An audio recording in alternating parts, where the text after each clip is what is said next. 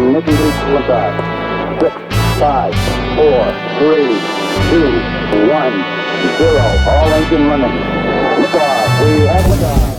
Hi guys, I'm Rochelle Humes and this is Ladies Who Launch. Each episode will dive into the journeys of aspirational women who started from scratch and built their dreams into thriving empires. These are the founders, the risk takers, the go-getters that are changing the landscape and making their mark in the world of business. We're here to celebrate their wins, dive into their challenges and share the invaluable lessons they've learned along the way. Ladies Who Launch is about sharing the inspiring stories that could empower you to take your own leap. So get ready to be uplifted by the resilience, creativity, and unstoppable determination of today's most extraordinary women. This is your girls group chat for business and beyond.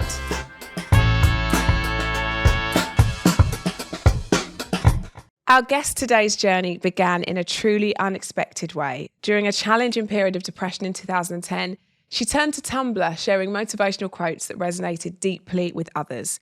What began as a personal outlet quickly gained traction, evolving into The Good Quote, a multifaceted brand that now engages with over 24 million followers globally across all platforms. Through her work in digital art and motivational writing, she uses her vulnerability and authenticity as powerful tools for connection and personal growth. She's incredible. You're going to love her.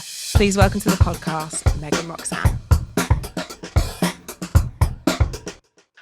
I am so happy to talk to you today. Genuinely, I have been so excited for this chat because your story continues to fascinate me so much, and deep diving into you and researching about you, it's just so fascinating to me that there are so many people that connect with you and your words.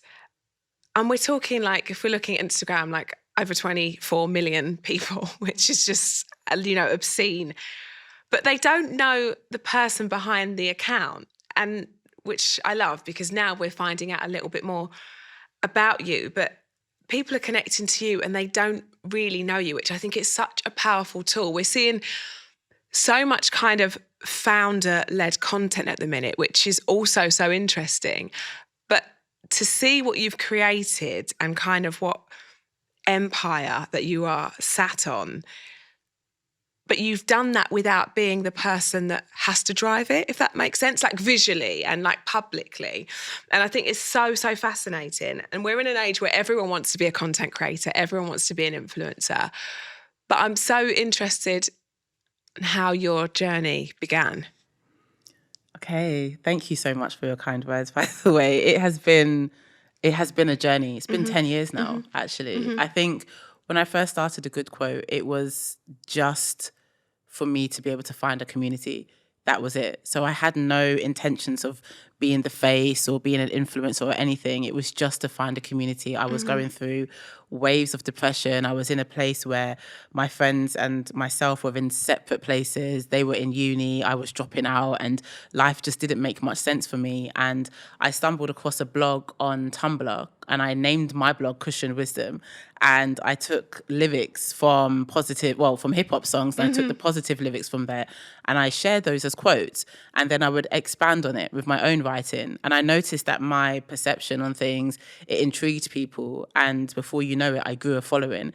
And on Tumblr, I grew to about 1.6 million. Gosh. And it was so fascinating because, if I'm being honest with you, Rochelle, I survived of selling Facebook pages during uni. So I was growing Facebook communities, Facebook pages, and I was selling them, and that's how I was paying my rent. Right. So I knew how to grow communities. But for myself on Tumblr, I wasn't expecting 1.6 million to follow. That is a huge number. So when you were obviously doing that to make a living, so you were, building communities on Facebook. So that wasn't for yourself. No. So that would be for just anybody who wanted to have like a meme page or a comedy page or a sports page. Right. I just knew how to grow communities. This is something I've always... And is that like something that's so like in you? Is that like, are you good at like putting people together? Are you at like as in life, not just kind of like on social media? Like have you got a big community around? I'm just so interested in you having the skill set to do that and it shine the way that it does. Do you know what? I just looked to create a feed that I wanted to see. Right. And so when we're online and we're seeing curated feeds, there's a few pieces of content in each of them where, okay, I'm going to follow this page because, you know, some of the things interest me, but I never found anything that kept me like captivated. So I decided to create it for myself. And I realized if I mixed a little bit of, you know, comedy with some inspiration and maybe something that's popular right now, I can keep people coming back. Yeah. And so I started to study what made newspapers and magazines popular. I started to study how, this is going to sound so crazy, but I started to study how people were able to create influence. You know, how was the everyday man able to become, I don't know, a pioneer or something. Yeah. I did a lot of studying in Pablo Escobar, to be honest with you, because No way. So, yeah, I mean, he's just fascinating. he was amazing. But what actually amazed me of him was not what he did, was the fact that he had 250,000 people working for him at one stage. Yeah, That's how does that even insane. happen? So I wanted to study the psychology behind that. And I just started to put the methods into my own practice, and I was able to use that to build communities. And so when I got to 1.6 million on Tumblr, I thought, okay, we're going to turn this community into, I don't know, I wanted to do concerts. I wanted to have like in-person events. Yeah. And then I met my business partner and he was just like, no. Facebook have just acquired Instagram. We're going to take this concept over there and we're going to make this blow. I genuinely believe this is going to work. And I was so comfortable on Tumblr, but I trusted his vision. That was like your safety. Yeah, it really was. Because there was no... And that does happen, doesn't it? When you... Because I feel like that way about TikTok, right? And I get it. And I know, and my team are constantly like, you need to do TikTok. It's the thing. But I like what I know and I know what I like. And I'm that person and I'm comfortable in it. I know how to use Instagram and I'm there. And that's kind of my happy place. But it does take somebody else sometimes, isn't it, to bring you out of your comfort zone. Yeah. What does your partner do? At the moment, he is a partner at Sheridan's law firm. Right. And so he works on the Good Quote like part-time and he handles all of the contracts, all of the partnerships and collaborations. Right. He comes on board as creative as well. He has some fantastic ideas and we just create and enjoy. You know, for me, the Good Quote was, again, an extension of Cushion Wisdom. It was really just to create a community and just to see where we go from there. And in the very beginning, we did so many things. We worked with labels. We had a merch company, a merch brand, we had an agency, and through the agency, we were able to work with amazing thought leaders and help people grow communities. But deep down, there was always a deeper need to connect. Right. And at this point, I feel like we're at the place where we can do that. I've been through so much in my personal journey that all of the buzz and everything, it doesn't really intrigue me anymore. I want to ensure that the Good Quote creates some sort of serenity for somebody, you know, because that's essentially what I created it for. That's what you were seeking yourself. So I want to be able to reach the person that doesn't have a community because, as you asked earlier, you know, do I have a big community? I do. You know, being from the West Indies, that guy over there, if you've known him for a long time, that's your cousin. And also, whether you want that or not, that's your aunt. It's so funny because I never forget this. And Alea, my eldest, is 11 now, and she must have been about 5 at the time. And the doorbell rang, and I said, she was like, oh, auntie's at the door. Like that, she'd had a little look at the camera. She was like, auntie's at the door. I'm like, okay, auntie who? And she's like, I don't know, auntie. And it's just so funny because that is just how you're raised. Yeah. Everyone's auntie, everyone's uncle, everyone's your brother, everyone's your cousin. Literally. And that is kind of how life is. But like you say, you're fortunate that I'm fortunate that was my normality. But I know that when I was going through my depression, it wasn't, because not many people within that community knew how to connect with me. So I felt really isolated. And so when I went online, I realized, oh my gosh, a lot of people are dealing with the same thing as me. I don't want to gather people and we all be sad together. Like, how can I turn this energy and uplift others while I'm also uplifting myself? So at this point, so when this was like really, I mean, it still is at the heart of what you do. And I suppose that's what you want to pull it back more to be now, that first original spark of yours. You gain these 1.6 million on Tumblr. Yeah. You meet your partner and he says, no, this isn't it. We're moving over to Instagram. And then what? We grew really fast on Instagram. I told everybody on Tumblr that we're migrating over to Instagram, and people followed us. And, you know, in the first, I think at least within the first quarter. I always get this number wrong, so you have to forgive me, but we received our first 1 million followers very quickly within the first 6 months. Gosh. And on Instagram at the time, it was so rare to see this. And we had so many celebrities following and people in general. And one of the things I loved about the concept of picture quotes, because I didn't really see many people doing picture quotes before me. I can't think of anyone else that was doing it. I was like deep diving into my research, and honestly, I don't think there was. And No. I really don't. That idea of taking words, and because obviously Instagram is so visual, you know, Twitter, you had so many, you know, characters to get into one to get into one post. And I just didn't see that. And now the reason I stumbled across your page is I share a quote every single morning. And I always, since I saw yours, and that's why I've always been a fan. But I find it so interesting that actually that was something you would now all you see is a different quote on Instagram, but that was you trailblazing. Yeah. And you know what? It really hit me when I would just be out with my friends, because my friends didn't know at first that this is what I was doing. I didn't tell anybody. No, because it was my own little thing, you know, especially when I was on Tumblr. And I started to see people sharing it on their BlackBerry messages as they're like display kitchen. The good old days. Oh, little ping. Yeah, but everybody started to make it their display pictures. And I remember there was a friend of mine who was going through something, and she put up a quote that, you know, summarized how she was feeling. And I didn't have to go through a long-winded conversation to find out. It was right there. So I was just like, are you okay? And she was just like, no, and sent the picture. And I was just like, wow, this is changing the way that we're able to communicate our emotions. Yeah. And it just made me realize that, you know, one thing, especially from a West Indian community, you know, depression and all those kind of things, it's not really something that we discuss. It's like off the table, isn't it? Right, it's like very taboo. A taboo conversation. But it's like, in this aspect, you can just put your feelings in a picture quote and share it, and people will already know, and there's no judgment behind that. And to me, that was just so empowering. And so, so my friend, she actually would utilize the quotes to express how she's feeling at the time. And it just fast-tracked our conversation. We didn't have to have anything long-winded. I can see her picture quote was quite sad, and, you know, I'll be like, is that how you're feeling? And I just realized that these quotes were empowering. It was enabling us to share how we feel without actually having to have that conversation.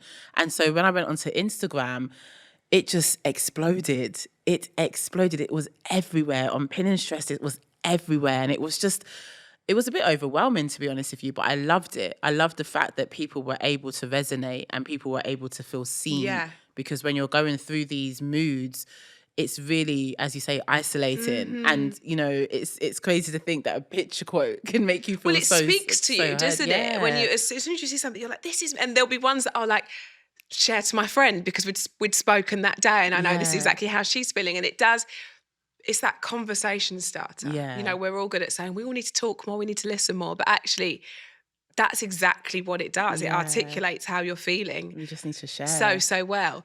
I'm interested in, cushion wisdom, and then once it migrates, it's now the good quote. It's now the good quote, yeah. Why is that because it was something completely different, or because you were sort of going down the same path but bringing it over to Instagram? Why the name change? I think because, if I'm being honest with you, who's really going to invest in Kush and wisdom? I mean, Kush stands for marijuana. A lot of people, babe.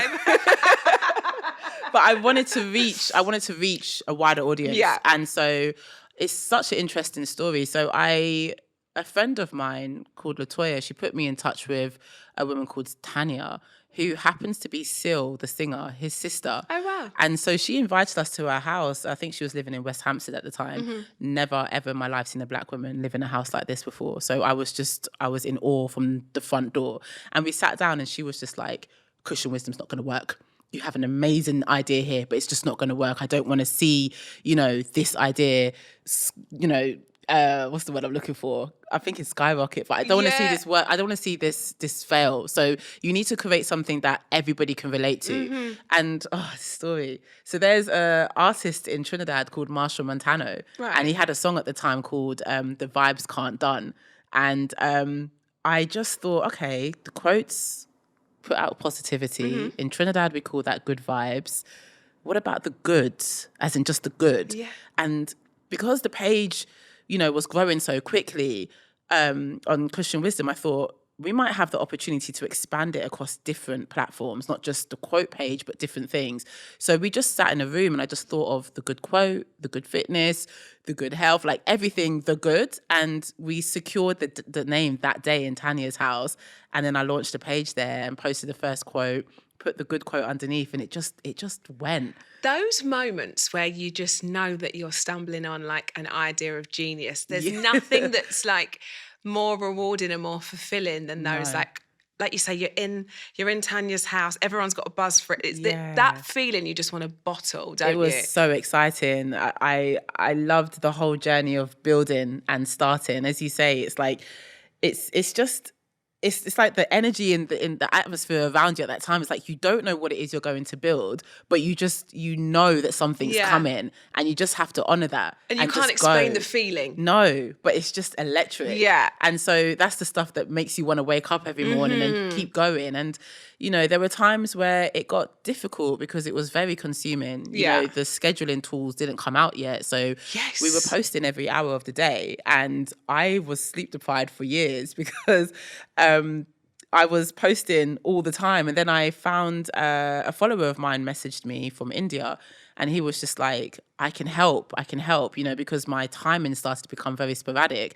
So I would post for like 12 hours a day, and he would post 12 hours throughout the night. And that is literally how we kept it going.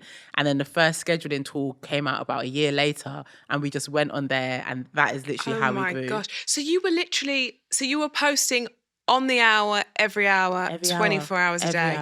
Every hour. See, people talk about consistency. Yeah. That's a whole different level of... Yeah, it was obsessive. So you're literally like, before your follower in India messaged you and said, I can help you this, that was you? I was sleeping like 50 minutes of each hour. It wasn't good for my mental health, but the following, every time I woke up, it was just more people just kept coming. So if I took a day off, it would kind of stagnate. But the more I kept posting, the more consistent I was, the followers just grew. And it was crazy. Like to this day, we still get about 10,000 followers a day. Gosh. And, That is crazy. It's so we get crazy unfollows too.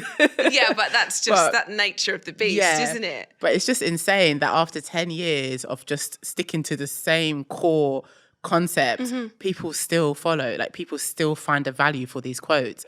And it's just been eye-opening. It's just been amazing. I think it's just a kind of a journey of so many kind of tales here, isn't it? The fact that that gut feeling of you wanting to build a community yourself, for like-minded people, that actually it turns out everyone else needed the same community. You being consistent, and then it building it into the big kind of beast that it is today. I'm so interested to know how it works in terms of, because I didn't realise that it was actually a business behind it. And I think that is what the beauty is of this, by the way. Okay. I'm sharing quotes because I'm like, that speaks to me. Oh, I love that. I'm going to send that to my friend. I didn't know actually that it is a business. And this interests me for in a whole different kind of vein. How does it work? What is the business behind the good quote? Okay, so we try to test the waters in so many different ways, because at first it did start off as a hobby. And if I'm being honest with you, if I had to do this all over again, I would have definitely hired somebody to run the business for me so that I can focus on the creative direction. Because that's my passion. Kind of your drive. Yeah, and I'll give you an example. When we were in science class when we were younger, I liked to see the explosions. I hated the method. I hated the method. And so me. Just give me the Bunsen burner. I'll be happy. I forgot about Bunsen burner.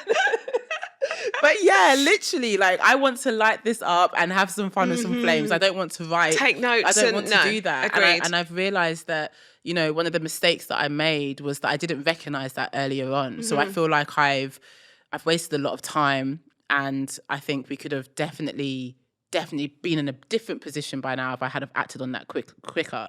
But it's hard, though. It's hard when it's your baby and you kind of micromanage the whole thing, because you're the one setting your alarm every hour of the night. You're the one, and it's a really hard thing to go, here you go. Yeah, run this for me while I sit back a little. Yeah, and it's also difficult to stick to the main reason why you started and then involve business into it, you know? So we tried so many different things. We had a merch store. I did merch on Christian Wisdom. I used to sell jumpers that had a slogan that said "Cool story, bro." Yes, yeah, I remember. And I sold loads of those. And so I took that entire concept back over to the good quote, and we started putting quotes on garments and stuff, and that did really well.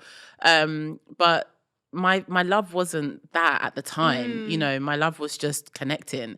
And so we found a lot of thought leaders and motivational speakers, and we launched an agency and we started working with these people.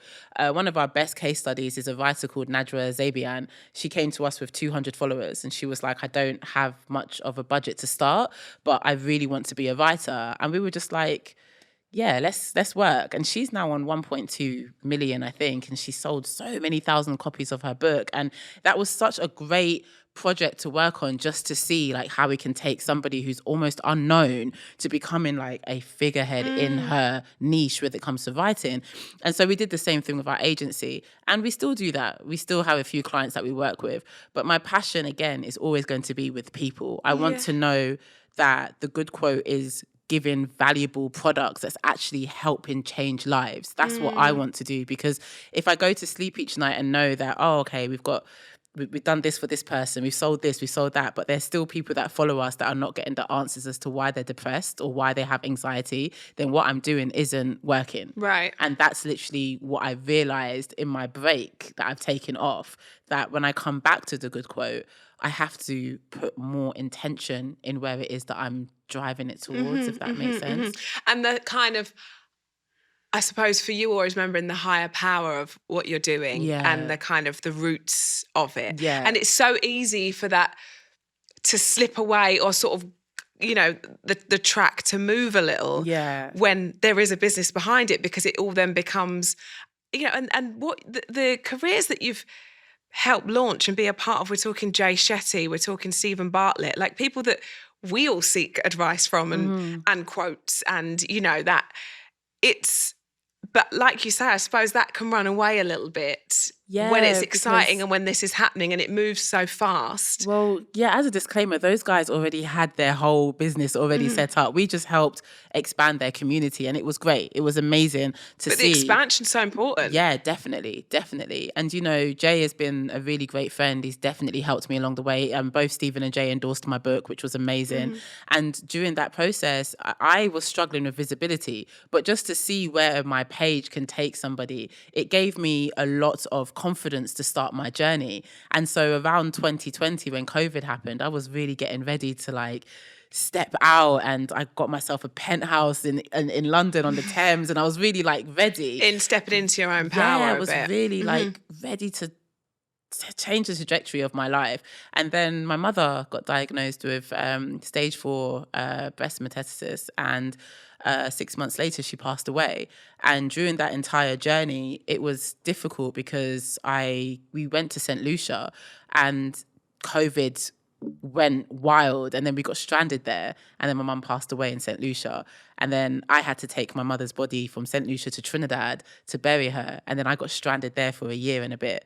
And so everything that I was preparing for, everything that my mother and I was like, you know, really pushing for me to do, because she knew about my struggles with visibility, and finally got to that point where she was going to see all of this hard work, you know, come to fruition. And she went, you know, she left and, passed away. And it was just like, I just got pulled all the way Life has a back. funny way that you're like, this is, you know, and I'm sorry, first of all, I'm sorry that this is a conversation that we're having, but life really does have a funny way of going, okay, this is what you think, this is what you think, this is where we're going. And then boom.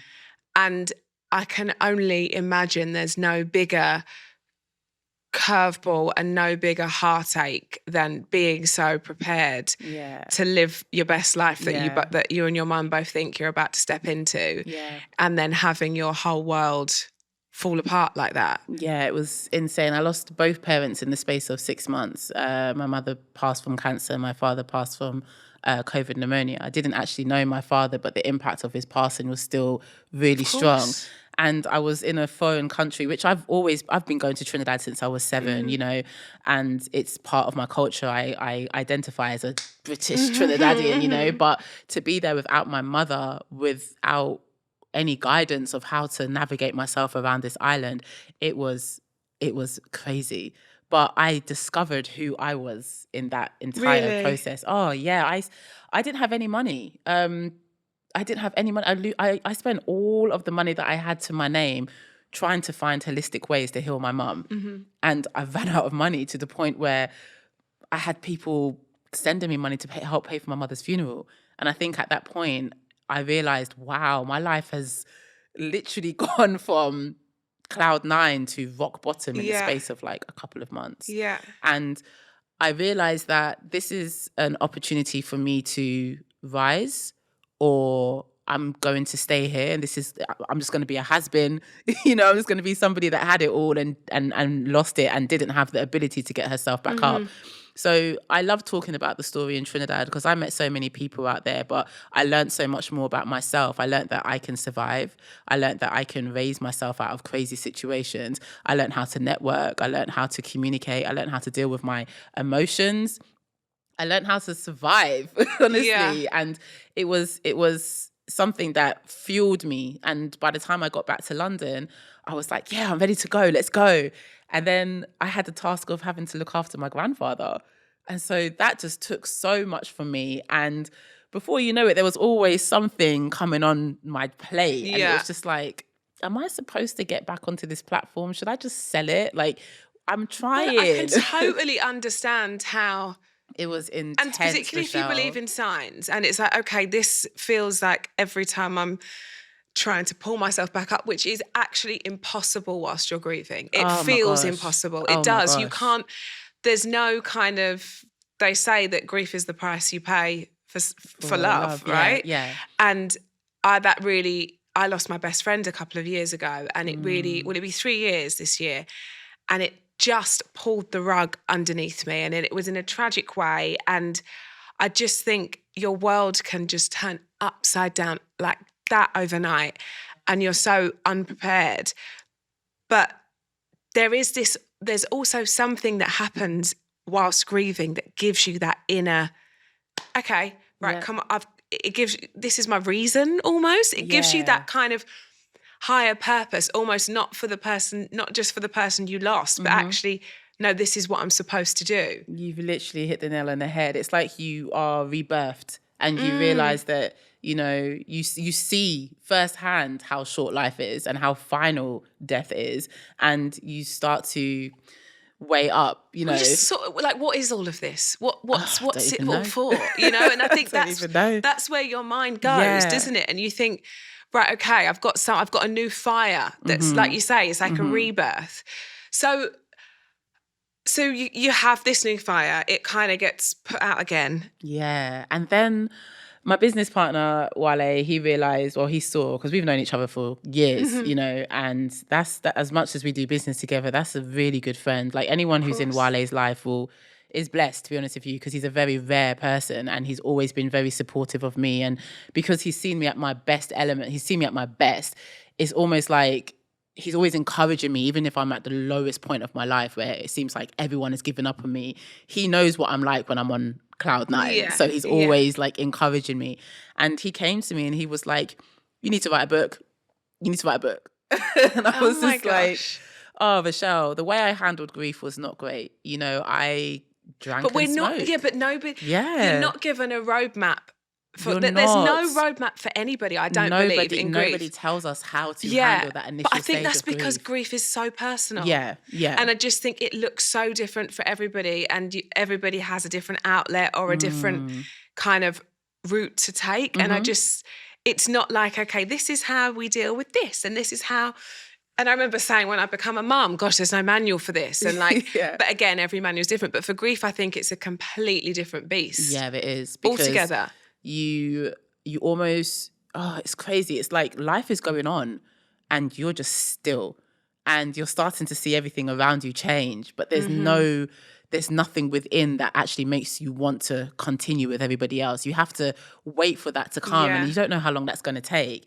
And so for me, I self-medicated with marijuana, and the reason why is because I had so many flashbacks of my mother's passing and leading up to it. And, when you watch the person that you love become weaker and weaker and weaker to the point they pass away, it's devastating because this is your first hero, And so, I just think with grief, it just gives you a whole new perspective on life, and it's really do or fail, and nobody's coming to save you.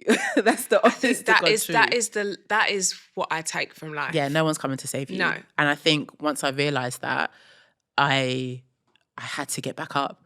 And you know what? Wale suggesting that I write a book, it was probably the best thing that I've ever done. Really? I was raised to be a writer. My mother loved writing, and I would write her short stories every day after school when I was a kid, and we would read rather than watch TV, and just so many things in my life was surrounded by literature. So by the time the opportunity came for me to become a writer, I took it. And you know what, Rochelle, I'll be honest with you, I wasn't in a good place. I was still heavy in my grief. This was about a year and a half into my grief, right? And when I met my agent, I sat down with him and I said to him, look, I'm not in a good space right now, but I have a great story to tell. And if you take a chance with me, I can guarantee we're going to do something really great together. And he was like, as long as you just keep showing up, that's all I care about. Like, we'll get this done. Wow. And so he curated a list of all of these publishers that we were going to meet. I didn't have a book title. I didn't have a manuscript. I didn't have anything. I just knew that the title was going to be How to Stop Breaking Your Own Heart. It's just beautiful. Because it was the last thing I told my mum that I was going to create. It's the last title that I gave to my mother when I said to her, this is the first book that I'm going to release. I have 3 already, and she co-signed all of them. So that's literally what I'm doing now. And so this was the first one. And we went from publisher to publisher to publisher, and I just didn't feel the energy in some of these rooms. You have to feel that. Yeah, it's so important. And for me, it's really important that I'm in a space where there's a diverse team. I need to be able to know that if I'm having some sort of difficulty in this area of my life, I need to know that somebody in that room can relate to me. Yeah, so and you're telling your story, you need to feel like it's falling on the right ears, right? So that was really important. And I met the CEO of Hay House years ago in Arizona when I went to a mentor of mine called Joe Polish. I went to his annual event, and he introduced me to the CEO of Hay House, and he actually said to me, you should write a book. But back then, Rochelle, this was like 2017, I was like, a book? And also you're like, what am I going to write about? Yeah, I'm living my best life. Good quote. Yeah, exactly. Also, I'm up every hour. Right? So I've not got much time. I thought a book was something I was going to write in my late 50s or something. I know what you mean. It feels like a real mature thing. Yeah, I totally get that. I declined. I was like, I took his business card, but I was just like, not right now. Yeah. So it's crazy how it just was full circle that's the one that I felt most aligned with. And, I told them my story, and we agreed on the title, and before you know it, I was writing my book. And the whole process of writing the book was so hard because I think that's when I grieved the most. Yeah. I think everything in my life started to slow down, and I only had one thing to focus on, which was the book. And before you know it, my head was just consumed with grief. So I flew to Thailand, and I stayed out there for 6 months, and I wrote my book out there. And then I flew to Bali, and I stayed out there, and I continued to write my book.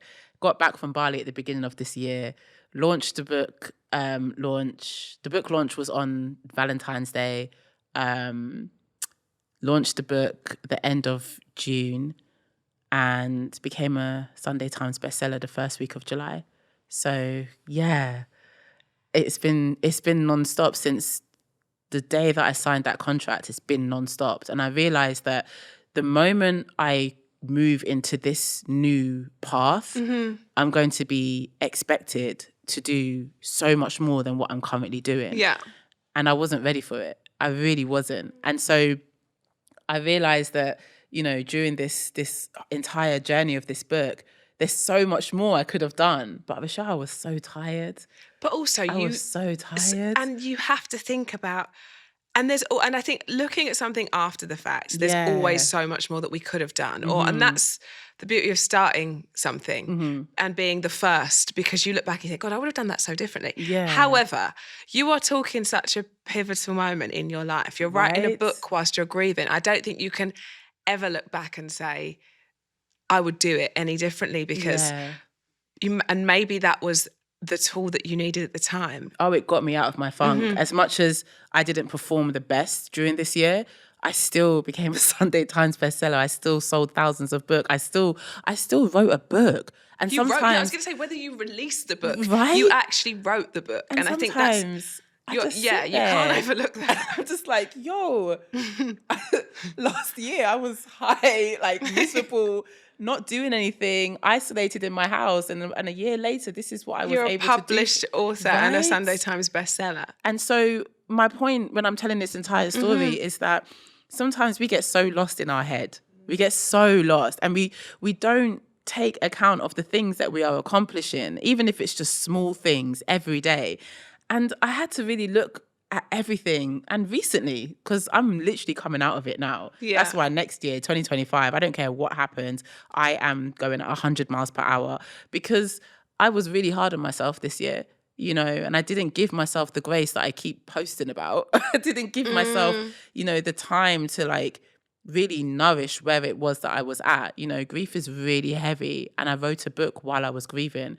That's something that I can stand in front of the mirror anytime I'm having a bad day and be like, nope, not you. You did X, Y, Z. You can do this. And so it goes all the way back to why it is I started The Good Quote, and why it is that I now need to talk more to my community. I now need to be creating a founder story. I need to tell people, because I've been through, as I said in my book, I've been through the trenches of trauma. I've been at the very bottom of the pits, you know, and I've come right back up. So I can now speak firsthand, you know, about everything that I really had to overcome. Because when I first started this journey, I was just like everybody else. I was in the midst of it, but I've done a lot to come back out of it. And now I feel like I'm in a much better position to lead this business into a completely different direction. And I'm just really excited. I can see your whole really face excited. is like lighting up. And I can see that you're looking ahead. Yeah. Which I think is, when you're in the hole that is grief, looking ahead is not something you can do. No. And when you look ahead, you only worry. Yeah. And what about this? So And what much about this anxiety. milestone? And what about that milestone? And this person isn't going to be there for that milestone. And it's just, the whole thing is so anxiety inducing, you know, and if you didn't suffer with anxiety, that will be the time that, you know, it probably will rear its head. I didn't really have anxiety before this, you know. It's often the case. Yeah, and now I'm just like having to do breathing exercises all the time. And, you know, I think one thing that's made me realize is that my body grieved as much as my spirit, as much as I did. My body is touch deprived because it hasn't been hugged by my mum for a long time. My body is still going through its processes of trying to understand this new world without a lot of the people that I lost. Because I didn't just lose my mum. I lost like 16 people in the space of 2 years because of COVID. And so there's so much that I didn't take account of. And I realized that, you know, I can't lead anywhere until I sort myself out. And I think this year I was able to really do the shadow work and start again. And I think for any founder that's going through this, I would suggest take a break. Do not try and do both. Like, take a break, get the heavy load of the weight off first, and then hire the right people around you while you're still healing, and slowly make yourself back into business. Like, slowly bring yourself and back. do what you do best. Yeah. Because I think there's also, when you are a founder and when something is your baby, there's always that pressure to show up.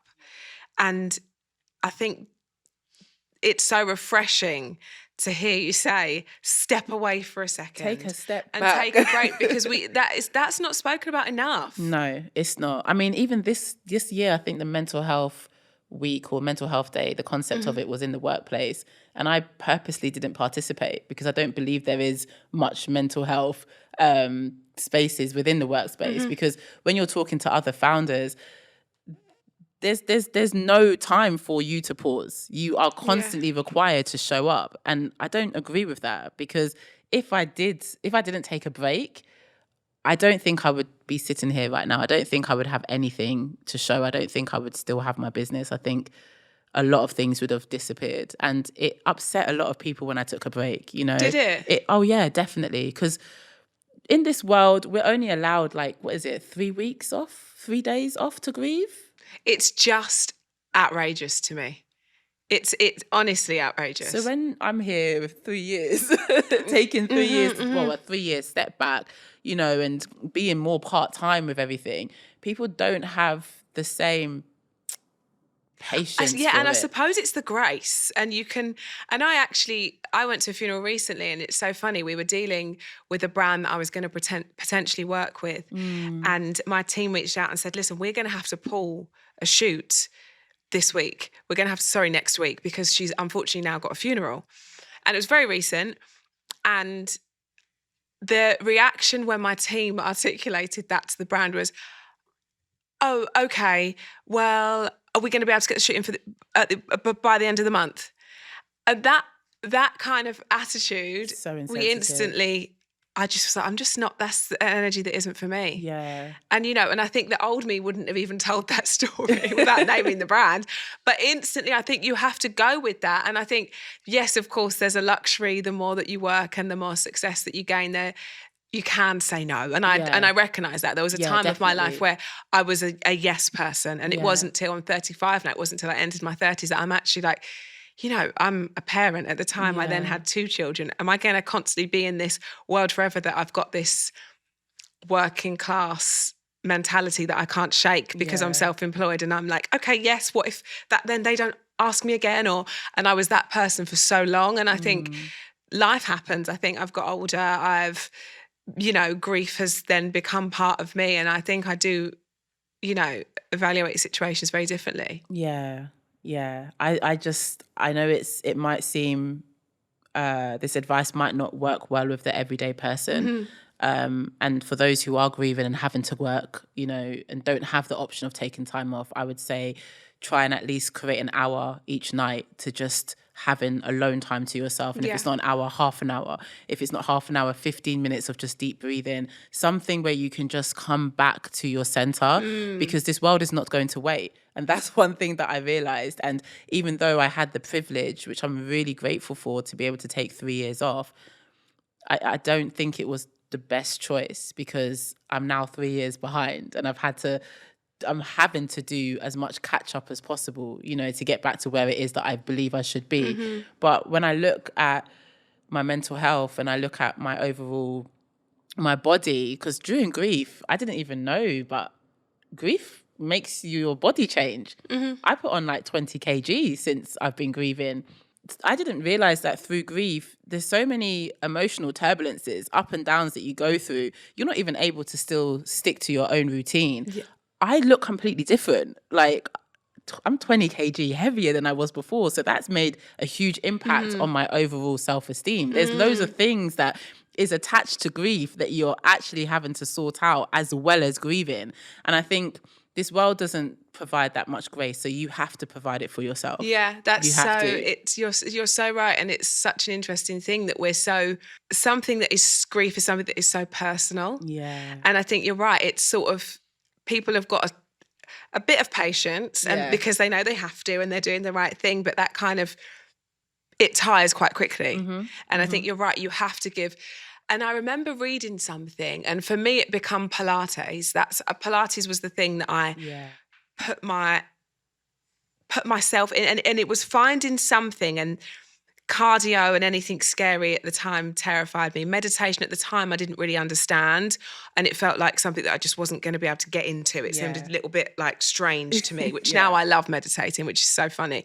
But at the time I was like, oh, this isn't going to work. And I was kind of just really like guarded with it. But Pilates really become the thing for me that I was so in my own body that I was out of my mind, because it was the only thing that I had to focus on what I was being told to do in that hour. Yeah.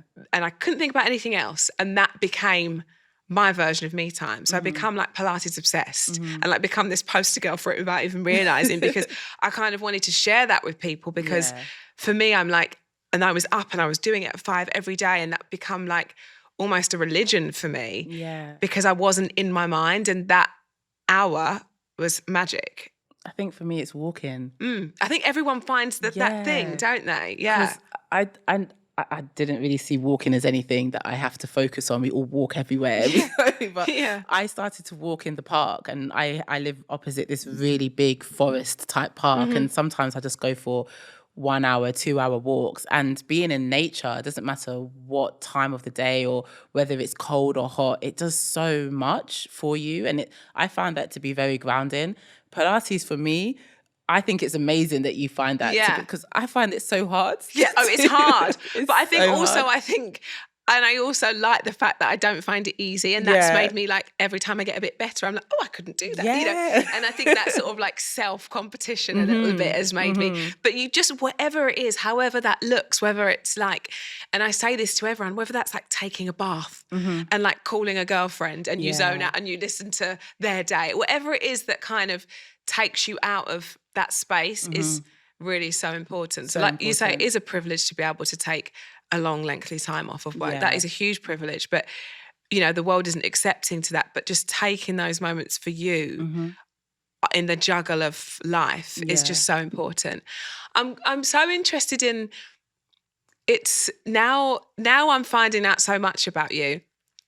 It is so apparent why your brand is the way it is, why the good quote is what it is, because it's so you. And for a founder not to be so visible, I'm like, well, of course the good quote is yours. I'm sat here talking, and you're talking in quotes without even realising it, you know. Your words are so powerful. Thank you. For somebody that is thinking of starting, you know, wanting to create content or wanting to fall into that space or wanting to build a community, what would your advice be? Because we hear it a lot. We hear people talk about, you know, the community is everything and engaging with your followers. And if somebody is like, okay, this is what I want to do, but I don't know what the first step would be to take, what would you say? What would your advice be?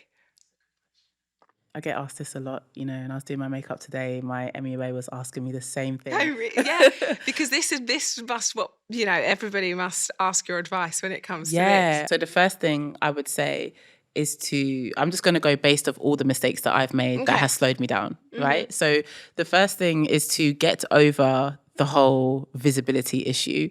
So a lot of people are scared to put their face to their brand. A lot of people are focusing on creating faceless brands. I don't see the value in a faceless brand anymore.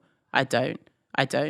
I would have been in such a better position with my community had I have put myself out there. So now I'm having to introduce myself after everything has already been built.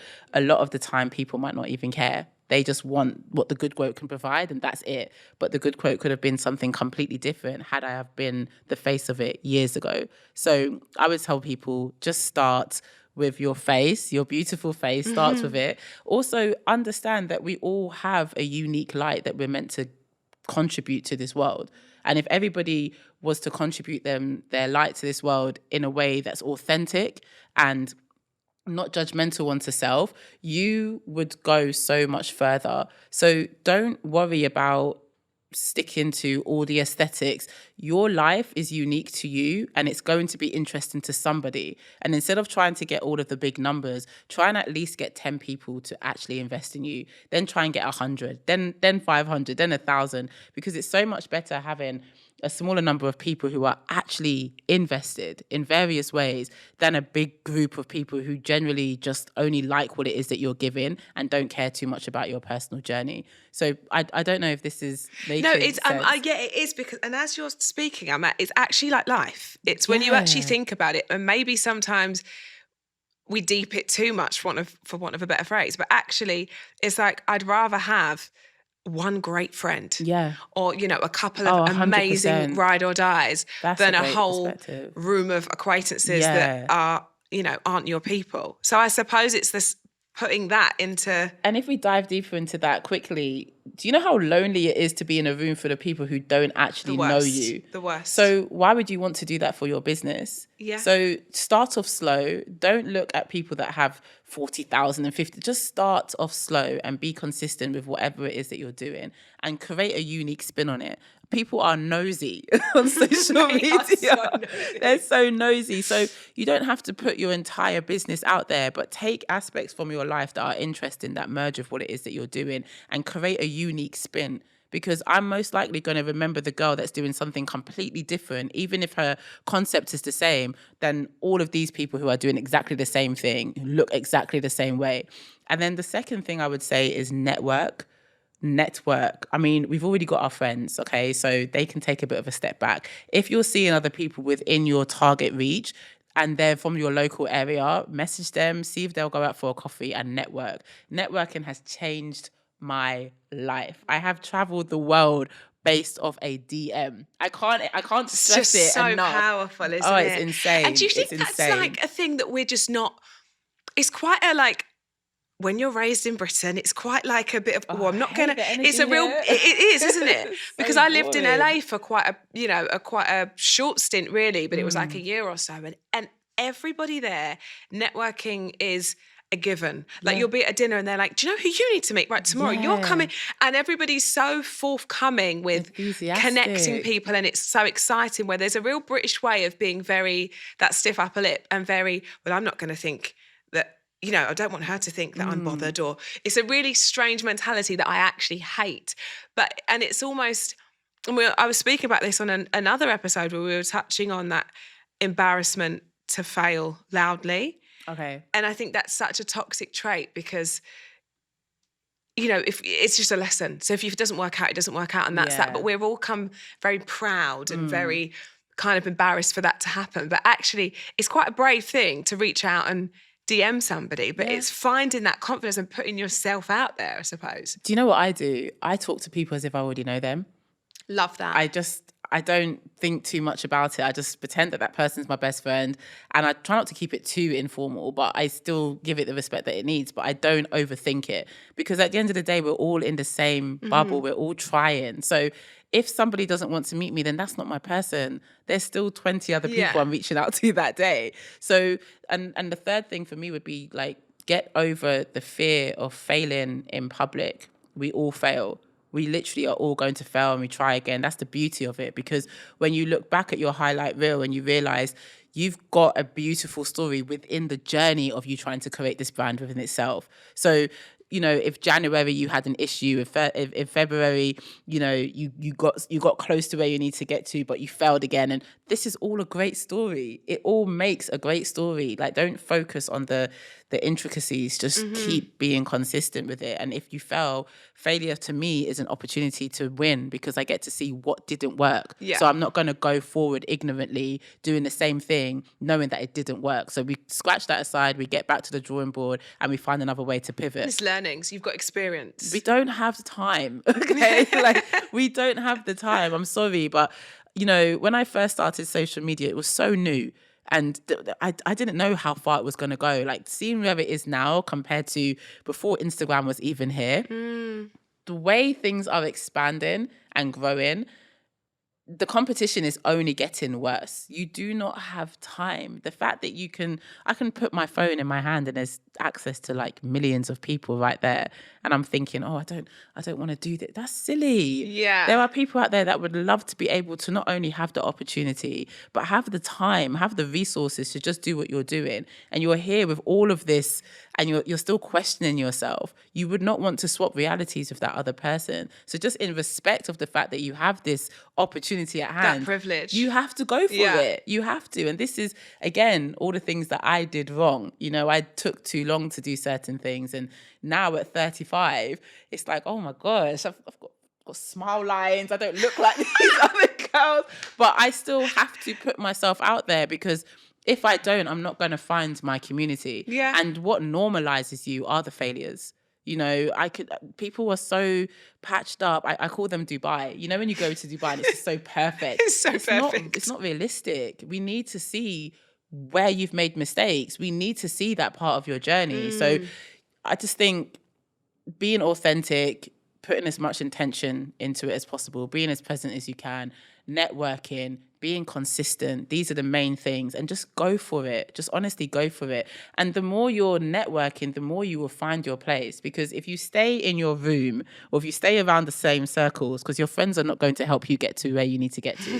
They're not. I love my friends, but they're not going to get me to where I need to get to. Get out of that comfort zone. Get out of that comfort zone and go meet people. Because when you have those conversations, and they have to be authentic. You can't meet somebody with the intention that, after I meet this person, they're going to get me here. Yes, it can't be transactional, but you have to meet that person and know if you're, Sorry to interject, sorry. No, you're right. You have to meet that person and know if you connect, because that, I'll do you, this, if you do that, it just doesn't. I mean, if we're exchanging resources, what's the value of me doing that? Are you even a decent person? Because I've spent a long time building this connection with somebody, and you want that connection. I don't even know who you are. Yeah. So I'm not going to give that to you. But if it is that we're building a bond, then we can do that. And I think, connections take a while to build, but it expands your whole community. And before you know it, your community are sharing your content to their community, and that is how I believe you can grow. That's the growth. That's where it is, because it's more authentic. Yeah, and I think that's really it. I mean that's incredible advice. Thank you. I'm going to do something that we call the rocket round. Okay, it's basically quick fire. Okay. And I ask every guest the same questions. Okay. So the first one, I mean, I feel like you've kind of just rounded this one up in a nutshell. But the first question is, what are the non-negotiables for launching a business? I think you have to have a good marketing campaign. Definitely have to have a good marketing campaign, and the speed of which that you're moving. It needs to be quite rapid, in my opinion. There's so much competition out there, and also you need an email list. I think personally that's the most important thing for me, is growing that email list and having that ready before you launch, so that you can introduce them, give them like a sneak peek, and then launch afterwards. Those are my 3 non-negotiables. Love that. When did you first realise that you truly launched? 2015, when we had about 2.5 million followers, and we relaunched our clothing brand, and we sold out in the first 3 days. Gosh. Yeah, and then PayPal suspended our account for 180 days. Seems too much. And I was like, I'll do it. I was like, we hit the jackpot. We're inside. So now what? It was insane. It was insane. That's crazy. I love that. I think I know this already, but what do people usually seek your advice and help for? Social media advice is always number one, and then definitely like how to get out of low moods. I think those are the 2 things that people always come to me for. Yeah. What brand do you wish that you'd founded? I love essentials. I love Fear of God essentials. That's why I'm wearing it. Yeah. I love tracksuits. I feel so comfortable, because on a day-to-day, I just feel so good. It's like a duvet. But at the same time, Teflon. Okay. I love the Teflon brand. I love his journey. I love the fact that it took 10 years for him to get to launch. Well, not to launch, but 10 years for things to start moving. I love the community that they've built around the brand. And when I look at it, I just think I wish I started that. Yeah, I love Teflon brand. There you go. If you could choose one female figure as a mentor, past or present, who would it be? Tracy Ellis Ross. I love her. She's born one day before me. Oh, is she? Yeah, literally. I think she's so amazing. Yeah. She's just got that energy that's like electric, hasn't she? I think persona-wise, I just think she's so authentic. You can't question her. She's just in her element. She's the definition of like unapologetically her, isn't she? Yeah. There's another... Do you know who I really admire? And that's just based on health. Is a woman called Dr. Mindy. Okay, I don't know. Anybody who's around me knows I'm obsessed with Dr. Mindy. Oh, really? I don't know her. We're both signed to Hay House, actually. Right. And she focuses more on fasting. And she has literally helped transform my life this year, just based on watching her interviews. And I would love to be mentored by her. Okay. So where's the camera? Which one? Dr. Mindy, you need to call me. There we go. Dr. Minty, what you on? I'm now intrigued by you. Oh yeah, she'll change your life. That was like amazing. The best advert anyone could ever give anybody. She's transformed your life. Yeah, she has. Mindy, you're on. Next guest. And lastly, if you could trade one of your current skills for a superpower that would help your business, what would it be and why? One of the things I love about myself is that my creativity and like the insights that I get. So I would trade that for the ability to scale more efficiently. I think that's one thing that I'm lacking, that I'm looking to hire, moving I'm with forward. you. Yeah. I would like that Yeah. superpower too. I think if I had that, because the creativity is something that's always embedded. So it's something that's never going to go. You can take some of it. I'm always going to reproduce more.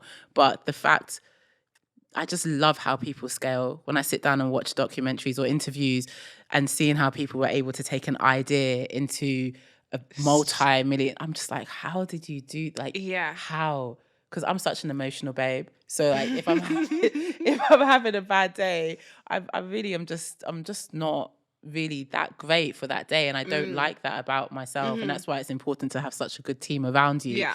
But if I had to swap that skill, get rid of the emotions and just scale. Yeah. Love that. I would have like 10 skyscrapers by now. She'd be unstoppable. We'd be dangerous. Yeah, It'd be completely. dangerous. Now it's time to leave a tip. I asked every guest to leave. I mean, and you've, to be honest, done it throughout our chat.